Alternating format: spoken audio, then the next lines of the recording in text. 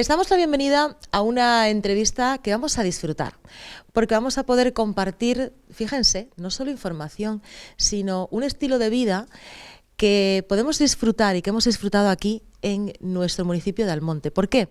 Porque vamos a hablar de la vida y además de su profesión con el escritor Juan Villa, escritor, también licenciado en Filosofía y Letras, ya en júbilo, como me decían, no jubilado, sino en júbilo, porque con mucho tiempo para poder dedicar muchas horas a leer y a escribir. Y algo que disfrutamos además toda la ciudadanía, porque vamos a poder seguir disfrutando de todos sus libros. Gran escritor y sobre todo hoy le invitamos a nuestro programa porque queremos hablar de Doñana desde su óptica particular, porque no solamente ha vivido ahí, sino también la cuenta según, bueno, pues su historia de vida, su ciclo vital y sus creencias. Así que hoy vamos a dialogar y vamos a hacer un avance de Doñana, coincidiendo además con uno de sus libros, de sus apuntes, porque además tiene bastantes libros acerca de nuestra vida, de nuestra historia. Juan, gracias por estar con nosotros. Bueno, gracias a vosotros por haber venido a mi casa y, en fin, atender a mis libros, ¿no? Que es lo que un escritor básicamente pretende, ¿no? Que la gente se entere de que ha escrito algo y que, bueno, si le apetece que lo lean, ¿no? Bueno, de hecho, tu primer libro, ¿cuándo fue? ¿Cuándo escribiste tu primer libro? Bueno, mi primer libro publicado fue creo que el 99, y fue un libro sobre Velázquez, precisamente, una ficción, no era un ensayo. Era una historia, esto totalmente ficticia, era un viaje de Velázquez a Sevilla, un viaje que nunca existió porque Velázquez se fue muy joven a Madrid y nunca volvió a Sevilla. Entonces yo en aquella ficción pues contaba cómo Velázquez en un momento dado vuelve a Sevilla buscando personajes para pintar los borrachos. Y finalmente los encuentra en Sevilla. Este fue, digo, el primer libro que publiqué, que fue a finales de los años 90, ¿no? A partir de ahí ya, bueno, pues vinieron, pues no sé, la docena que he escrito después, ¿no? Que he publicado después, tienes, ¿no? Cada libro es una historia y también tiene una parte de ti. De hecho, hoy justamente queremos hablar, no tendríamos vida ni horas de programa para hablar de todo lo que encierra cada una de estas creaciones, pero hoy queremos hablar de los más recientes, de aquellos que nos vinculan con nuestra tradición y con nuestra forma de vida, con nuestra Doñana. ¿Tú has vivido en Doñana? Bueno, vivir, no he vivido nunca en Doñana. Doñana, mis primeros contactos con Doñana son unos contactos en los que yo ignoraba incluso que aquello se llamara Doñana, ¿no? Yo iba de niño a veranear a Matalascaña, a la Matalascaña antigua, la de los Chozos, y efectivamente atravesábamos Doñana en el remolque de un camión, ¿no? Con los colchones y con las historias, y pasaba, pues el mes de julio y agosto lo pasaba allí, ¿no? Pero mi conciencia de que aquello fuera dejar de ser Doñana, pues no, bueno, yo era un niño, estoy hablando de... Yo podía tener a lo mejor 5, 6, 7, 8 años, en fin, más o menos por esa edad, ¿no? Luego ya, claro, yo me fui de Almonte, estuve estudiando fuera mucho tiempo y tal, y en los años de universidad recuerdo que vine una vez a Doñana, bueno, a la época de las polémicas, aquella de la carretera y de aquellos follones que querían hacer, y vinimos un grupo de estudiantes de filosofía, vinimos a Doñana. Y por primera vez, ya con 20 años, tuve conciencia, vinimos al palacio, ¿no? Tuve conciencia de lo que era aquello, ¿no? O sea, en aquella época, bueno, hacía ya unos años que había nacido el Parque Nacional, ya el CSIC estaba allí, ¿no? Y entonces cuando, repito, tuve esa conciencia de que aquello era un mundo particular. Obviamente también yo he conocido a mucha gente relacionada íntimamente con Doñana desde niño, guarda. Yo tenía un pariente que era guarda, en fin, más o menos he estado de alguna manera en contacto con referencias de Doñana toda la vida, pero lo que es vivir en Doñana no he vivido nunca, claro. ¿Cómo se cuenta eso en los libros? Porque tienes novelas, tienes apuntes, vemos además algunas de tus publicaciones aquí. ¿Y qué género literario te gusta utilizar para hablar de Doñana? Hombre, a mí básicamente me gusta la novela y el relato. Yo soy un narrador, básicamente. De vez en cuando, pues, también me paso, digamos, al ensayo, ¿no? El artículo, he escrito muchos artículos de Doñana, docenas y docenas de artículos. En este libro, Apuntes de Doñana, creo que hay como 90 artículos de Doñana. Y de artículos he publicado ya otros libros también sobre Doñana, partes de los que van aquí, en fin. que me he estado moviendo entre el artículo, el ensayo, algunos ensayos, por ejemplo, Doñana en la cultura contemporánea, que es un ensayo en el que participé también junto con otros escritores. Yo hice la parte de literatura. Doñana, los hitos del mito fue otro trabajo en el que participé también con otros escritores. En fin, que me he movido entre la narrativa novela, narrativa relato corto, el artículo periodístico, el artículo de prensa, la novela. Y ahora, dentro de 15 días, espero que salga un libro nuevo, ¿no?, que se llama Historia portátil de Doñana, que vuelve a hacer un ensayo que he escrito junto con Juan Francisco Ojeda, y con ilustraciones también de Daniel Bilbao, como apuntes, el libro que vemos aquí, ¿no? Bueno, felicidades por esa última creación que está a punto de salir. Muchas gracias, muchas gracias. Juan, y cuando utilizas, por ejemplo, la narración, ¿no?, cuando hablas de Doñana, tenemos que ser presentes de que lo que hoy trasladamos ya es parte de la historia. Tú lo haces con tus libros, pero además vamos a utilizar este escenario, que también es narrativo, como esta entrevista, para poder compartir con aquellas personas a las que aún no han llegado los libros o que aún no tienen los libros. ¿Cómo compartes las investigaciones que has hecho de Doñana en ellos? Por ejemplo, hablemos de algún dato específico. ¿Qué era Doñana y qué es hoy Doñana? ¿Qué mirada antropológica, qué mirada inclusive hasta social podemos hacer en ese entorno de tu bagaje, de tu experiencia de vida? Me hablabas de hace 60 años. Y ahora, ¿cómo se cuenta esa vida de Doñana? Bueno, verás, yo creo que si mis libros tienen algún valor es justamente el de que pervivan en ellos una memoria que se pierde. O sea, Doñana ha perdido a su gente. O sea, en Doñana, hombre, no fue nunca Manhattan, o no fue nunca el Cairo, donde viven 20 millones de personas, pero siempre vivió gente, ¿no? Siempre vivió gente que generó una forma de vida concreta, ¿no? Estamos hablando de siglos, habitando gente allí, ¿no? Y esto se corta a mediados del siglo XX, a mediados del siglo pasado. Y yo lo que pretendo, como te digo, en definitiva, es que quede memoria, ¿no? Que quede memoria de que allí hubo un mundo, de que allí vivió gente, y de que en Doñana hay unas marcas humanas importantes y que hay que recordarla, que obviamente nunca será lo que fue. Sería absurdo pensar que la gente se fuera a vivir ahora allí con los niños a Doñana, en un mundo sin caminos, aislado, haciendo carbón, en fin. Eso es una pamplina, pensar que esto se pueda recuperar. Esto no es recuperable. Entonces, por lo menos es recordable o debe ser recordado. Y esta es la función fundamental de mis libros, aparte de los afanes más o menos literarios que yo pueda tener, ¿no?, desde el punto de vista ya más formal y todo esto, ¿no? Pero si tienen algún valor estos libros, que justamente han rescatado a una parte de Doñana, que es la parte humana, que irremediablemente estaba perdida, ¿no? Y que forma parte de Doñana, es decir, Doñana sin el hombre tampoco se entiende. Para nada, Doñana es producto del hombre, además de producto de la naturaleza, ¿no? Doñana es un espacio muy peculiar. Doñana es un espacio que tiene una geología viva, ¿no? Eso es una cosa rara, porque normalmente en el resto del planeta el mundo está muy asentado, ¿no? Pero que en prácticamente 5.000 años, o menos de 5.000 años, esto fuera mar, después fuera lago y después fuera marisma. Esto normalmente necesita cientos de miles de años.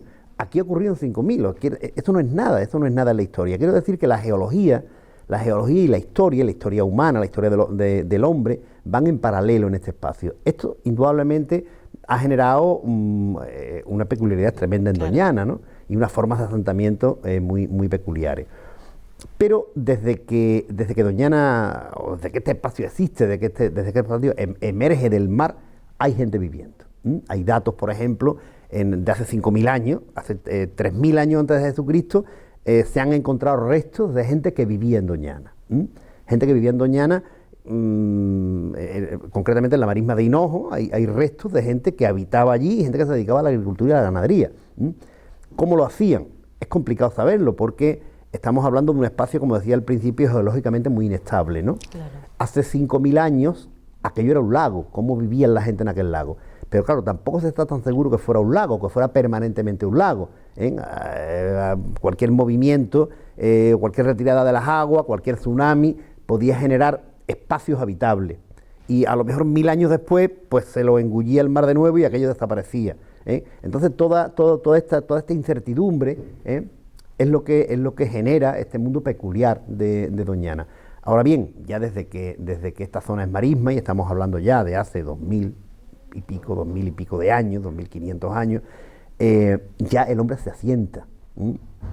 El hombre se asienta.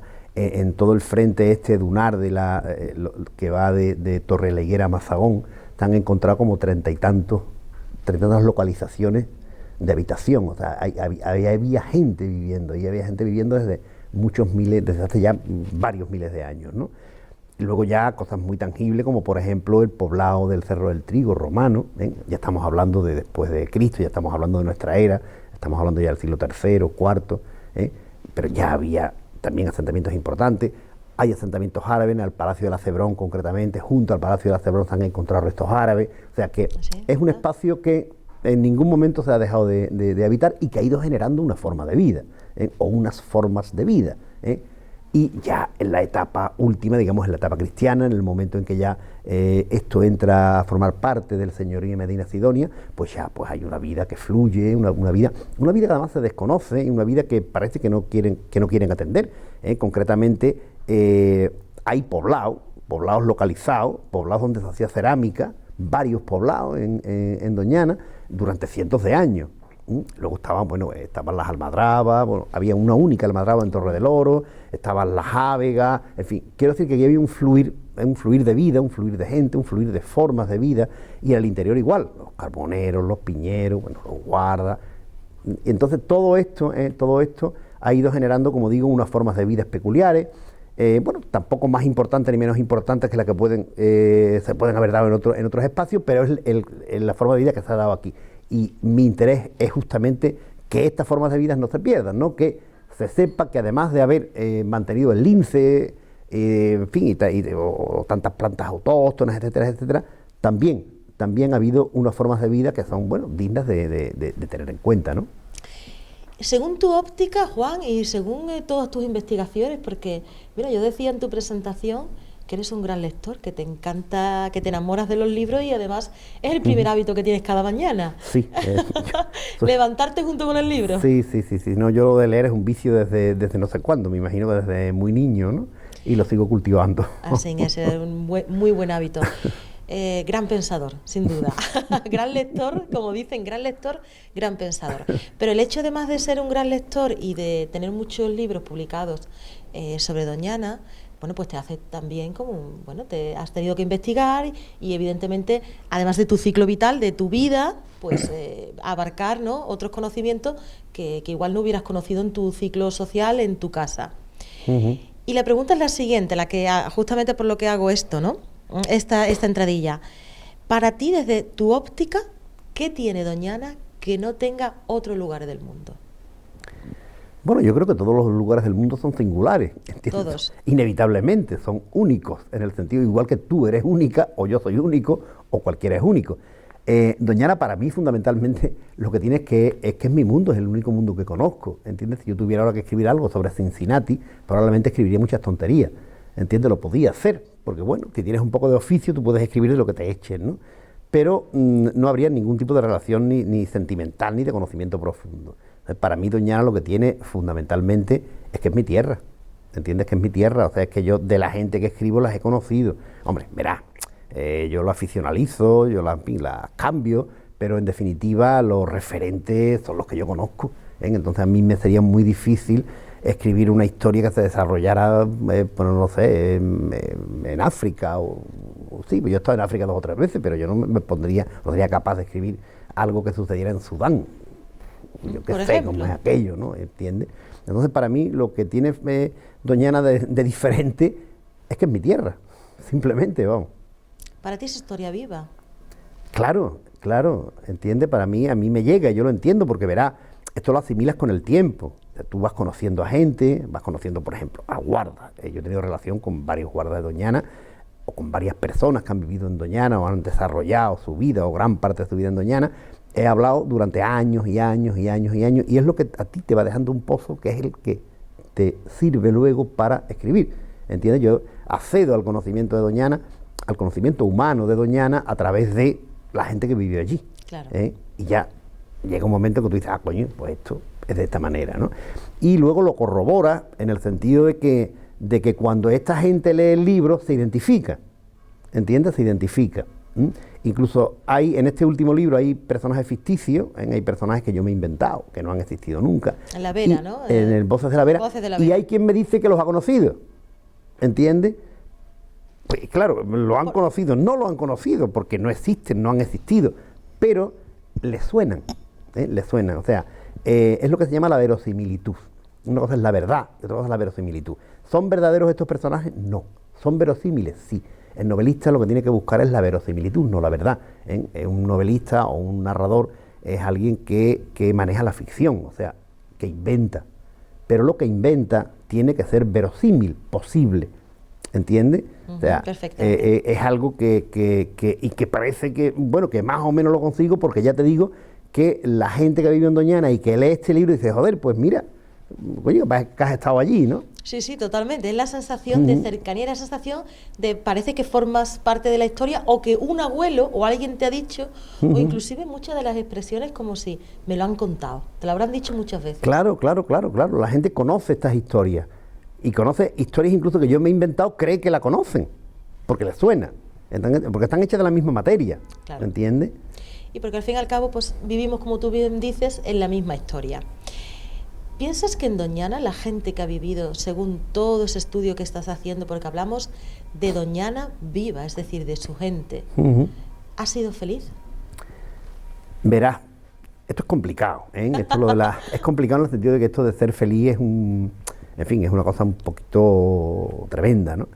Yo creo que la gente que vivió en Doñana vivió desde el punto de vista material mal, una gente que vivía aislada, gente que no tenía escuela para los niños, que no tenían medicina para las enfermedades, gente que, bueno, no tenían medio de transporte, que tenían la ropa justa, que en fin, no sé, la gente, los carboneros, por ejemplo, eran nómadas.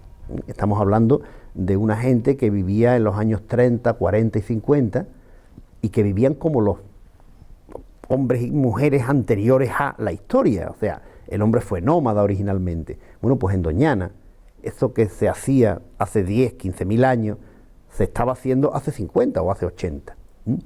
Entonces, claro, ¿era feliz la gente así? Yo quiero creer que sí, ¿entiendes? Era su perspectiva, era su mundo. Yo cuando hablo con la gente ahora, gente que pasa de los 90 y que fueron nómadas en su infancia, porque vivían en los carboneros, tenían unos lugares donde hacían el carbón y cuando aquel lugar se acababa se iban a otro y cogían sus 4 trastos, que eran 4, no eran más de 4, no tenían ni muebles, ni camas, ni nada, y se iban a otro. Éramos una familia, padre, madre y 4 niños. Iban mudándose de un lugar a otro. Esto ocurría en los años 40, en los años 50, hasta esta época ocurría, ¿no?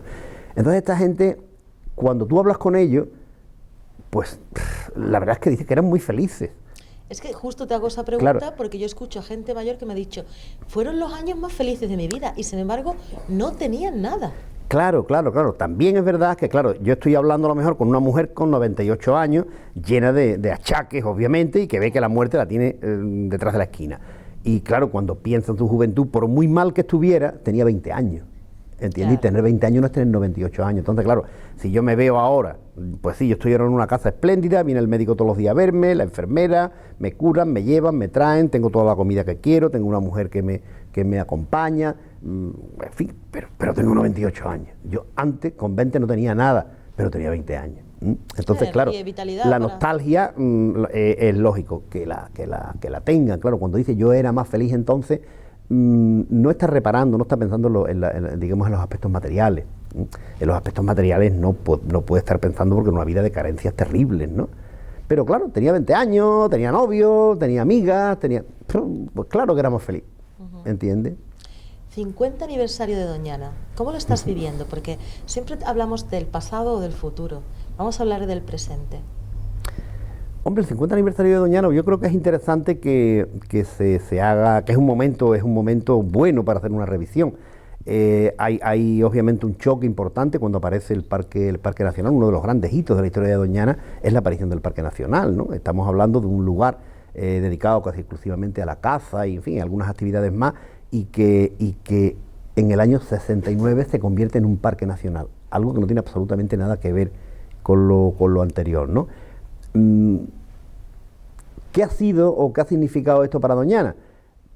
Por una parte cosas buenas, por otra parte cosas malas. Y creo que en este 50 aniversario es el momento justo para revisar qué se ha hecho, cómo se ha hecho, por qué se ha hecho, por qué esto ha traído cosas obviamente buenas. Probablemente si no hubiera nacido el Parque Nacional, Doñana no existiría. Doñana no existiría porque en aquel momento había muchas amenazas, ¿no? Ya toda la zona del norte, toda la zona del arroz estaba bajando. Y se plantean, en los años 60, se plantea prácticamente eliminar todo el agua de esta zona, como se hizo con la parte izquierda del Guadalquivir, ¿no? O sea, crear una campiña, ¿no? Sí. Crear una campiña, agricultura, poblados, poblaciones, pueblos, y esto probablemente, si no llega al Parque Nacional, el Parque Nacional, Doñana se hubiera perdido como tal. También son los mismos años que empieza a Matalascañas. Matalascañas es la urbanización, que probablemente si no llega al Parque Nacional, en vez de una Matalascañas hay 14. ¿Me entiendes? Porque claro, Matalascañas hubiera seguido hasta la desembocadura del Guadalquivir, porque proyectos hubo. Entonces, claro, obviamente, para mí personalmente, que Doñana permanezca como permanece es bueno, y en parte se le debe a que lo hayan hecho Parque Nacional. Que luego también ha habido cosas que no se han hecho bien, ¿eh? Doñana tiene muchos padecimientos que parece que en parte por lo menos son producto de una gestión inadecuada. Eso es lo que había que ver ahora, ¿no? Claro.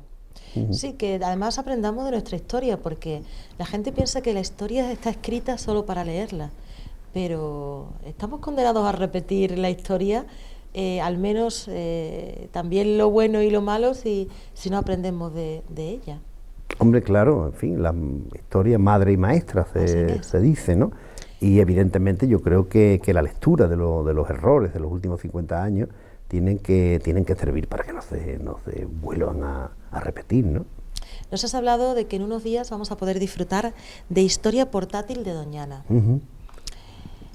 ¿Qué vamos a leer en este libro? Tendremos la oportunidad de acompañarte, de poder tenerlo en Almonte, pero nos decía que hace, bueno, pues también pues cronológicamente, ¿no?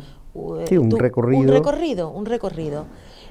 ¿Enfocado en qué? Porque hablar de Doñana es algo muy amplio. En sí, ¿sobre qué va a tratar este libro? Bueno, lo que pretendemos, soy coautor, Juan Francisco Ojeda y yo, hemos hecho el libro y lo ha ilustrado Daniel Bilbao. Entonces es una historia obviamente cronológica. Empezamos por la prehistoria, empezamos a contar cómo se formó, cómo llegó el mar primero, cómo el mar se retira, cómo se forma un lago, cómo se forma después la marisma, en fin. La primera parte es muy de geología pero divulgativa. Es un libro básicamente divulgativo. El mismo título, Historia portátil, portátil quiere decir en este contexto ligera, algo ligero, algo que no hace falta ser un entendido, ni un historiador, ni un especialista para poder seguir y hacer una lectura más o menos aceptable y cómoda, ¿no? Entonces el libro es un libro divulgativo y con pretensión de ser cómodo, de cómoda lectura y que lo pueda leer cualquiera, ¿no? Entonces, como digo, arrancamos en la prehistoria y luego, bueno, pues vamos hablando pues lo que hacen aquí los romanos, que hacen aquí toda la época precristiana, los árabes, en fin, después ya cuando la conquista de Sevilla, cómo llegan, cómo se conforma esto, todos los siglos que lo tienen los Medinacedonios, que lo tienen 600 años, qué sucedió, cómo evolucionó, cuáles fueron los hitos fundamentales, en fin, todo este tipo de cuestiones, hasta que llegamos a la actualidad, hasta que ya al final del libro pues explicamos cómo nace el Parque Nacional y qué ha ocurrido en los últimos 50 años, ¿no? Es lo que más o menos explicamos, digo, desde una perspectiva muy divulgativa y pretendiendo que este libro lo pueda leer todo el mundo. Hay de todas maneras documentos adjuntos que utilizamos el código QR, de forma que el que quiera ampliar cualquiera de los pasajes del libro, pues con el móvil abre el código y lee y amplía la información. Que no hace falta hacerlo, quiero decir, si tú no lo abres tampoco ocurre nada. Hombre, te van a faltar unos datos, pero bueno, la historia, lo que es la historia está ahí al margen de los códigos QR, ¿no? Uh-huh. Juan, ¿qué es lo que aún no has contado de Doñana o no has escrito y te gustaría escribir de Doñana? ¿Sobre qué no has hablado de Doñana? Pues en Doñana, fíjate, en Doñana hay un personaje fascinante que lo tengo en cartel desde hace ya años, que me gustaría escribir algo sobre él, una novela, ¿no? Una novela, aunque fuera una novela corta o algún relato. Y es un personaje que se llama Domingo Castellanos, que era un hombre de Almonte, que fue el que gestionó Doñana en los años centrales del siglo XIX. Entonces este personaje fue un personaje fascinante, un poco loco, un personaje progresista, muy romántico, y que aportó a Doñana. Bueno, hay una época en que Doñana, bueno, uno de los duques de Medina Sidonia, que fue, bueno, estuvo implicado en el carlismo y tal, total, que el caso es que le quitan la propiedad del coto y el que estaba de administrador en aquel momento, que era Domingo Castellanos, se queda con el coto, como gestor. El coto en aquel momento era del Estado, uh-huh. Entonces él se queda gestionando el coto y lo quiere cambiar, entonces hace una cantidad de locuras tremendas. Y es un personaje, ya te digo, fascinante, y que me gustaría en un momento dado sentarme a escribir algo sobre él, ¿no? Bueno, porque vas creciendo tú también con cada historia, ¿eh? Lo bueno de escribir un libro es que, bueno, también vas aprendiendo, ¿no? Siempre dicen, yo no sé si como maestro que has sido toda tu vida, ¿no? Como profesor, maestro, no sé si te gustaba que te dijeran maestro en sí. Bueno, lo que pasa es que maestros, aunque son títulos distintos. Son títulos distintos. Claro, y carreras distintas también. El maestro era un tipo de carrera, profesor era otro tipo, vamos, que no... Ahora lo que pasa es que parece que se están confundiendo los términos, totalmente. ¿no? Pero no, en mi época no, yo estudié profesor. No maestro. Pues como profesor, eso de cuando tú enseñas, aprendes, al igual, con ese feedback que te da la gente y, por supuesto, al preparar las clases, al preparar un libro, en lo más personal, cada libro que escribes es una enseñanza más de vida también para Juan. Hombre, lógicamente, un libro, ten en cuenta que los libros son productos en gran medida de la reflexión, aparte de la información, ¿no? Y esa reflexión, obviamente, pues te va alimentando, ¿no? Y se va quedando en ti, ¿no? Entonces, es una forma de aprendizaje, lógicamente, claro. Uh-huh. Para dejar también para la historia esta entrevista, ¿qué podríamos decir, cómo podríamos definir en un solo titular, en una sola frase, a Doñana? ¿Cómo la definirías? Bueno, pues fíjate, voy a recurrir al título del último capítulo, o penúltimo, no me acuerdo ahora mismo, del libro este que va a salir, ¿eh? El título del capítulo es Doñana, don de la hibridez. Don de la hibridez. Doñana es básicamente algo híbrido, casi desde lo geológico, lo humano, la fauna, la flora, es todo un mundo híbrido. Yo creo que cuando entendamos que Doñana es híbrido, estaremos en el buen camino, porque estas concepciones puristas o de pureza, de virginidad y de salvajismo que se tienen sobre Doñana, pues creo que le hacen daño, porque partimos de presupuestos falsos, ¿no? Entonces, la hibridez como esencia de Doñana es lo que, desde mi punto de vista, es lo que tenemos que considerar y ponerlo como fundamento de un posible camino de renovación y de perfección del espacio, ¿no? Pues Juan Villa, muchísimas gracias por este tiempo. Cuánto conocimiento tienes en ti y qué bonito querer compartirlo de esta forma tan generosa, que te hemos llamado desde la televisión y siempre dispuesto a poder compartir todo aquello que además a ti te hace feliz, que son las historias, son tus libros y toda esa documentación que vas realizando. Muchísimas gracias porque formas parte de nuestra Doñana documental aquí en la Televisión Pública Municipal. Mucha suerte, te deseamos muchos éxitos también con los próximos libros. Esperemos. Claro que sí, y lo más importante de todo, disfrutarlo. Hombre, claro, si no, ¿para qué, no? Si no, ¿para qué? Muchas gracias, muy amable. Nada, a ti.